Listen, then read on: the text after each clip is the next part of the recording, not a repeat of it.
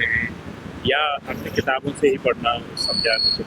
वैसे तो जो बुक्स हैं मैं उसी से ज़्यादा पढ़ता था, लेकिन मेंस के लिए मैंने जो शॉर्ट नोट्स थोड़े तैयार करने की कोशिश की थी, जो मेरे को थोड़ा टाइम मिल पाया उसमें।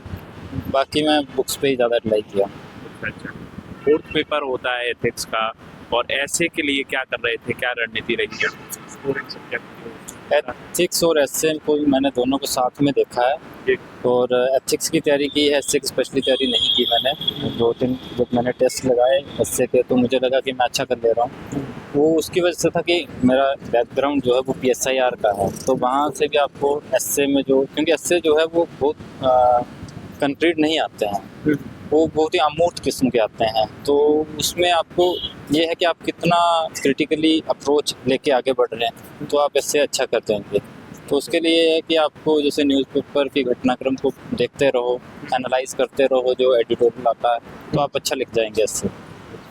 सर मार्केट में भी और सब जगह न्यूज़ में, खबरों में जो चीज़ें रहती हैं हिंदी मीडियम को लेकर के, जैसे इससे भी पहले बात की रिजल्ट को लेकर, कभी कभी मोटिवेशन के साथ डिमोटिवेशन भी होता था कि यार कम रिजल्ट होता है, रेशो कम होता है, तो ये चीज़ें जो कैसे अपने ऊपर हावी ना होने देना, ये कैसे करते हैं? हाँ, ये तो रहता है इस जर्नी में, डिमोटिवेशन तो आपको देखने को मिलता है बार बार। जी। लेकिन बस यही है कि अगर आपने कुछ सोचा है, अगर आपका कोई लक्ष्य है, तो उसको पाने के लिए तो आपको कुछ ना कुछ कुर्बानी देनी पड़ेगी। तो अगर आपने सोचा है कि आपने उस मुकाम तक पहुंचना है, तो जो भी परेशानी आती हैं आपको उसको झेलना पड़ेगा और आगे बढ़ना पड़ेगा। करंट अफेयर्स कैसे कर रहे थे? करंट अफेयर्स के लिए मैं न्यूज़पेपर पे ज़्यादा रिलाई करता हूँ। आप मैगज़ीन पढ़ सकते हैं, कुछ भी पढ़ सकते हैं, लेकिन ये है कि सोर्सेज कम से कम रखो। जी। 4-4 5-5 मैगज़ीन्स रख के फिर ना एक अच्छे से पढ़ी जाती है, ना उसका रिवीजन हो पाता।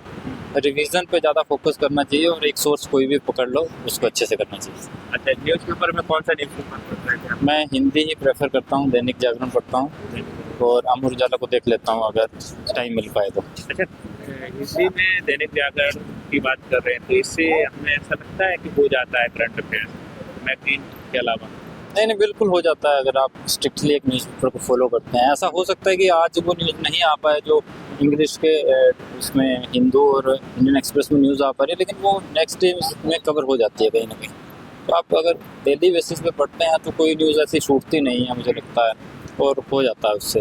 न्यूज़पेपर में दैनिक जागरण की बात करें तो वो एडिटोरियल वो कैसे समझ पाते हैं कि हमारे ही रिलेटेड है, क्योंकि शुरुआत में न्यूज़पेपर को पढ़ना जैसे द हिंदू नहीं, वो उसके लिए यही तो है कि आपको सिलेबस दिया है एक यूपीएससी में, जी। आपको सिलेबस के प्रति स्ट्रिक्ट रहना है। जी। उसमें तो बहुत सारे पॉलिटिकल इश्यूज रहते हैं जो हमारे काम के नहीं होते, लेकिन ये है अंडरस्टैंडिंग के लिए उनको भी पढ़ा जा सकता है, कोई इसमें बुरी बात नहीं है। जी। लेकिन आपको अगर जल्दी करना है और एक टाइमलाइन के अंदर करना है, तो आपको सिलेबस के साथ स्ट्रिक्ट रहना पड़ेगा। तो सिलेबस के अकॉर्डिंग चीज़ों को पता, जब सिलेबस हमें याद होगा तो कौन सी चीज़ काम की है कौन सी नहीं है, तभी तो हम पता कर पाएंगे। तो सिलेबस मस्ट है, और प्रीवियस ईयर क्वेश्चन पेपर इसीलिए पढ़े जाते हैं कि यूपीएससी क्या पूछ रहा है, क्या पूछना चाह रहा है, सिलेबस से कैसे लिंक कर रहा है।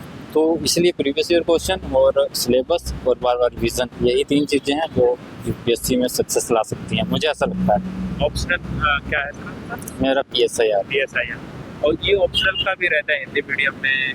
बहुत सारे बच्चे ज़्यादातर हिंदी साहित्य और अग्रसर होते हैं, जानते हैं। आपको पीएसआईआर दिया तो आपको नहीं लगा कि हिंदी मीडियम में हिंदी साहित्य के छात्र लेते हैं?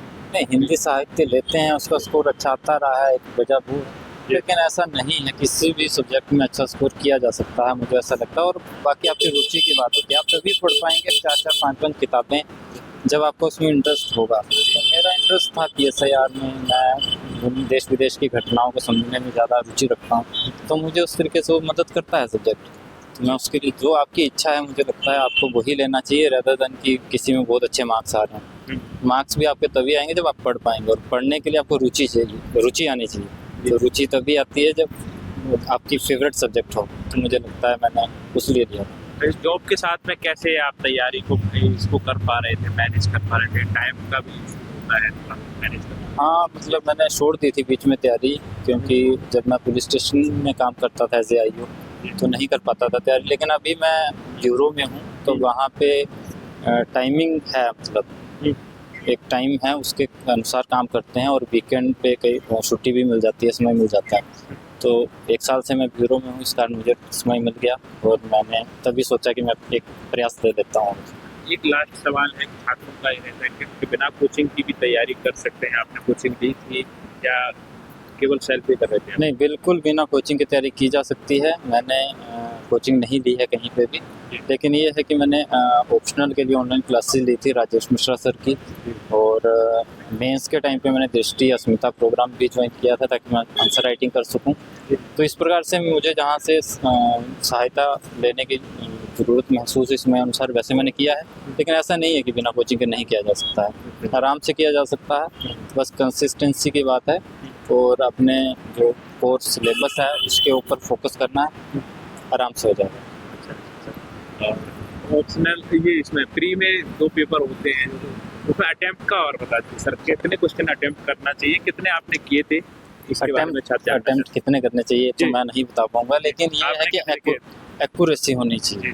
80 क्वेश्चन अगर आप 40 कर ले रहे हैं और उसमें से आपके 35 एक्यूरेट है तो आप आराम से निकाल पाएंगे। तो एक्यूरेसी को देख के चलना और आपका स्ट्रॉन्ग जोन क्या है। जैसे मेरा मान लो मैं इंग्लिश में अच्छा कर ले रहा हूँ तो मुझे इंग्लिश के क्वेश्चन पे ज़्यादा अप्लाई करना पड़ेगा।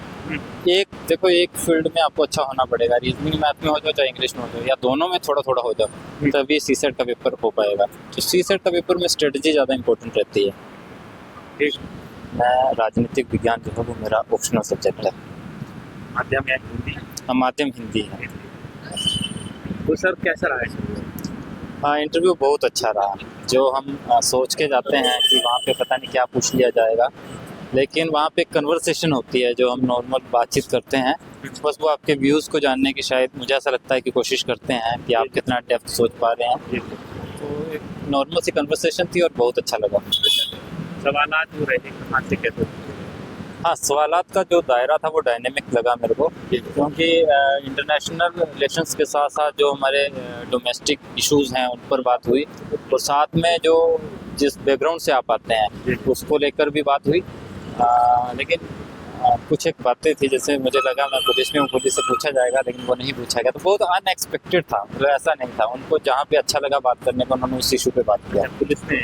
हाँ। अच्छा, कहाँ पर हम? मैं हिमाचल प्रदेश पुलिस में हूँ, इंस्पेक्टर के पद पर। अच्छा, तो सर ये बताएंगे कि शुरुआत जो आपने की थी, क्या रणनीति रही है प्री के लिए, खासकर सीसेट के माध्यम के छात्रों के लिए बहुत बाधा बनता है, प्री निकालना बहुत मुश्किल भी होता है, क्या कैसे रणनीति रही आपकी? क्या? हाँ, प्री स्टेज ही आज के टाइम में सबसे टफ है जो मुझे लगता है, स्पेशली सीसेट को लेकर भी। स्ट्रेटजी यही है कि अगर आपकी इंग्लिश वीक है तो आपको कहीं ना कहीं जो मैथमेटिक्स वाला पोर्शन है, जो रीजनिंग वाला पार्ट है, उसको स्ट्रॉन्ग बनाना पड़ेगा। कहीं ना कहीं तो हिंदी माध्यम वालों को आगे बढ़ना है तो ये अप्रोच तो अपनानी पड़ेगी। एक फील्ड में तो आपको स्ट्रॉन्ग होना पड़ेगा। तो मैंने इन दोनों पहलुओं पे काम किया। कुछ एक इंग्लिश के क्वेश्चन सोल्व करता था, कुछ एक रीजनिंग और मैथ के, ताकि एवरेज हो जाए। और बाकी यही अप्रोच है कि आपको करना ही पड़ेगा, ऑप्शन कोई दूसरा है नहीं। ऑप्शन यही है, या तो आप रीजनिंग या मैथ पे पकड़ बना लीजिए या इंग्लिश को स्ट्रॉन्ग कर लीजिए, तभी सीसेट हो पाएगा। पीवाईक्यू कितने सालों के प्री मेंस के लिए आपने? पीवाईक्यू तो है, मस्ट है, मैं ये मानता हूँ। पिछले 5-6 सालों के पीवाईक्यूज तो करने ही चाहिए, चाहे वो 1 पेपर की बात करो चाहे 2 की बात करो।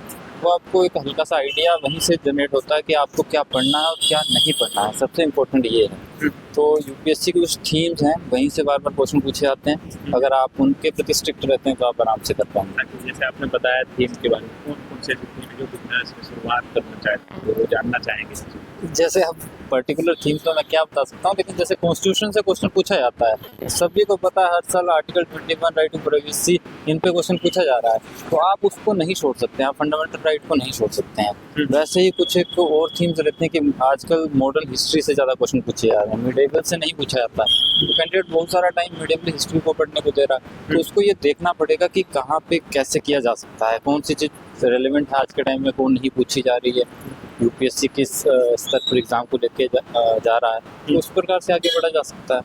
अच्छा, एनसीईआरटी के बारे में क्या कहना चाहेंगे? एनसीईआरटी भी बहुत बोलते हैं कि पढ़ना एनसीईआरटी चाहिए। नहीं, अच्छी बात है, पढ़नी चाहिए, पढ़ना तो हर चीज़ चाहिए, लेकिन नहीं पढ़ सकते हैं। कुछ एक अगर रेफरेंस बुक है तो वो पढ़ लेनी चाहिए, और एनसीईआरटी +1+2 की मस्ट रखी है, वो भी अगर पढ़ ले तो वो भी काफ़ी है, उससे ज़्यादा पढ़ने की आवश्यकता नहीं। सिलेबस के अकॉर्डिंग पढ़ना चाहिए, बुक के अकॉर्डिंग नहीं पढ़ना चाहिए, सिंपल सी बात है। पुलिस में आप हैं तो आपके लिए कब लगा था कि यूपीएससी ही आपको करना है इसके बाद, या पहले से ये ड्रीम था? नहीं, मैं स्टेट पीसीएस की तैयारी करता था। मैं वहाँ भी 5 मेंस लिख चुका हूँ, इंटरव्यू दे चुका हूँ, लेकिन सर्विस के दौरान मुझे लगा कि अब मुझे अगर एग्ज़ाम देना है तो यूपीएससी का देना चाहिए। तो मैंने वहीं से सोच लिया था कि मुझे यूपीएससी देना है, तो इस बार मैंने उसके लिए मेहनत किया। मेंस के लिए क्या कहना चाहेंगे? मेंस के आंसर राइटिंग बाद में की थी, प्री के बाद में आपने की, शुरुआत से ही कर रहे थे? नहीं, जैसे कि मैंने बताया आपको कि मैं 5 में स्टेट पीसीएस के लिख चुका हूँ, तो मुझे एक्सपीरियंस था। लेकिन मैंने 2 महीने दिल्ली में आके स्पेशली तैयारी की, मेंस आंसर राइटिंग प्रैक्टिस की, तो मेरा उसकी वजह से अच्छा हुआ। कौन कौन से ऐसे देखना पड़ता है मुश्किलों को हिंदी मीडियम के लिए, खासकर छात्रों के लिए? आपको कैसा लगा इस चीज़ के, क्या कहना चाहेंगे? अब थोड़ा सा मुश्किल तो क्या कहूँगा मैं, लेकिन ये है कि 3 घंटे में पेपर लिखना और हिंदी लिखना वो थोड़ा सा चैलेंजिंग रहता है एज कम्पेरिजन टू इंग्लिश की बात करें। इंग्लिश लिखने में थोड़ी सा रहती है जहाँ तक मुझे लगता है। दूसरे स्तर पर ये देखें कि उतना एनरिच मटेरियल, लेकिन आज ये समस्या काफ़ी कम हो गई है, क्योंकि जो कोचिंग अकेडमीज हैं वो दोनों भाषा में अच्छा कर रही हैं, इंग्लिश में भी हिंदी में। तो ऐसा बहुत बड़ा चैलेंज नहीं है हिंदी के लिए भी, लेकिन ये है कि हमें आंसर जो लिखते हैं उसमें क्वालिटी देनी पड़ेगी, तभी बात बनेगी। तो हमें लगता है कि हम थोड़ा ना हिंदी वाले उतना अच्छा नहीं लिख पाते हैं जितना इंग्लिश वाले लिखते हैं, क्योंकि मैं हमेशा से टॉपर्स की कॉपी को देखता रहता हूँ, चाहे वो इंग्लिश की हो चाहे वो हिंदी की हो। तो जो हिंदी में अच्छा करते हैं उनकी क्वालिटी जब आंसर राइटिंग देखते हैं वो बहुत एनरिच होती है, बहुत अच्छी होती है। तो जब हम उस स्तर पर पहुँचेंगे तो हिंदी का रिजल्ट भी बहुत अच्छा है।